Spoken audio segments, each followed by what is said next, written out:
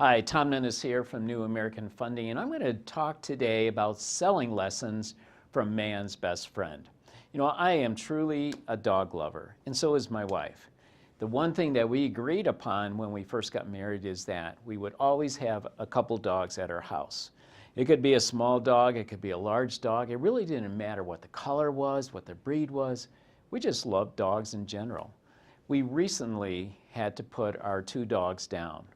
Mine was a cattle dog and Pam's was a schnoodle. So we are now in the process of finding a couple of rescue dogs in June. A number of years ago, one of my originators' closing numbers started to really improve significantly along with his client surveys. They have been off the charts when they used to be a little, not that good. So I asked him, I said, you got to share with me why the sudden improvement in your business.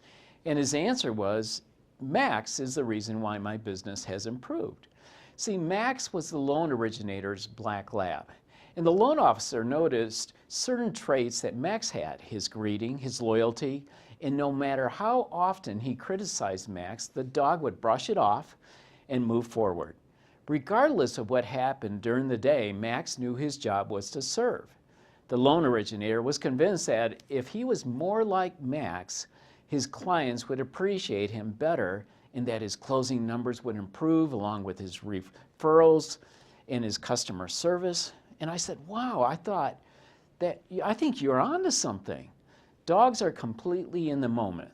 Whatever happens to them in the past tends to stay in the past. And that's why so many dogs can be rehabilitated into loving families even after being found in horrendous conditions. Their desire to please, the ultimate in customer service. After talking to my associate, I laughed, and then I thought there's got to be additional lessons that man's best friend could teach all of us sales professionals. And number one, never pass up an opportunity to take a car ride. Our dogs knew when it was the weekend. I was hanging around the house. I was totally dressed down. And when I grabbed my keys in my hand, they could hear and head to the garage, the dogs would immediately run to the door for a chance that they could get a car ride with me. Dogs know how to read the situation and react appropriately. The ride didn't have to be long. The dogs' lives, they just tend to live in that moment, and they're all caught up in the experience. Dogs appreciate any special attention they are giving and always respond accordingly. For those of us in sales, how keen are your instincts in knowing when the right opportunities come along? Have you taken the time to read the client, understand what gets the client excited, and work to fulfill their expectations? Did you learn lessons along the way that have taught you how a client is ready to commit in working with you? Obviously, the dog learned that during the week, the opportunity to take a car ride was not likely to happen, so wasting energy expecting a car ride wasn't productive. Become more instinctive of great opportunities and get excited when they come along. Another one was always greet with enthusiasm. Think of your clients and customers as the masters of your business. Do you get excited? Do you have a song in your voice and in your heart when every client calls? Is there delight in you being able to serve them? The warmer your greeting is, the more your clients will want to work with you. How about this? Never pretend to be something you are not. A dog is a dog. They like to roll in dirt, chase rabbits, sniff out new exciting adventures. They do what dogs do. You are a sales professional. Do the things that great sales professionals need to do, and that's prospecting, setting appointments, following up with clients and opportunities, and spend your time on dollar-productive activities. Make your word your honor and present yourself in an honest and dependable manner. Always be ready to protect your turf. Part of a dog's job is to protect their home and backyards. Their job is to keep their turf free from intruders. We live in the woods, so our dogs will chase foxes, mule deer, squirrels, and rabbits out of our yard to protect our flowers, trees, and shrubs. They warn us when strangers to them are approaching the property, but let us determine whether it's a friend or a foe. Dogs always have to learn how to share their home when guests come to visit. As a sales professional, we need to protect our turf also, and in this case, our past clients and our realtor referral sources.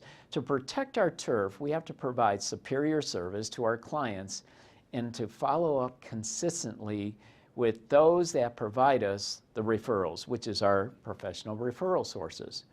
As a mortgage professional, I work extra hard to earn the opportunity to do business again with my clients and receive referrals. If I'm not staying in touch with my clients on a regular basis, chances are I won't be working with these clients again. Know when to work, play, and rest. Now, Maggie is my cattle dog. She has a lot of energy. She needs to have a job or she will get into trouble, and she got into a lot of trouble. Since we don't have a cattle or have cows for her to herd, her job is catching frisbees and rubber duckies. We actually bought bags of rubber duckies in bulk for this dog. A dog's mind doesn't differentiate between a real job or a fake job. They just know they have a purpose. Maggie's purpose was to catch those frisbees and ducks, and to her it was work and not play. She's intense and focused and catches every frisbee and ducky that is thrown to her. That was her job. Her work is her play. And because it's fun, she wanted to do it at every opportunity possible. She also knows when she needed to rest, she would plop down until she was ready for the next round. So let me ask you, is your work fun to you? Are you focused and intense with every customer? Is it like playing your favorite pastime? It is for me, and that's what I love to do. My wife said, Tom, you need to get a hobby. She has several hobbies. I tend to work. I like to work. Work is my hobby. I work a lot. I work all the time. I need to learn how to rest like Maggie did. Oh, what a life would be if I rested like Maggie. Here's a final thought. So when Maggie was getting up in her age, she used to come to me when I was in my office and would drop her frisbee at my feet and would woof for my attention. I would look at her in her eyes and I could see her saying smilingly, "Are you ready to go to work yet?" "In a minute, Maggie," is my response. She lies down, sighs, and stares at me, saying with her expression, "But I'm ready now, but I have to wait." Her patience would last about a minute, and she again would pick up her frisbee, drop it at my feet, and woof, "It's time." She knows that I'll eventually give in just because of her persistence. So just think how great our sales would be if we could handle rejection as well as our dogs do. It doesn't matter how many no's or not yets we hear, we still keep trying to get that sale. Ah, to be a dog. Thanks for listening.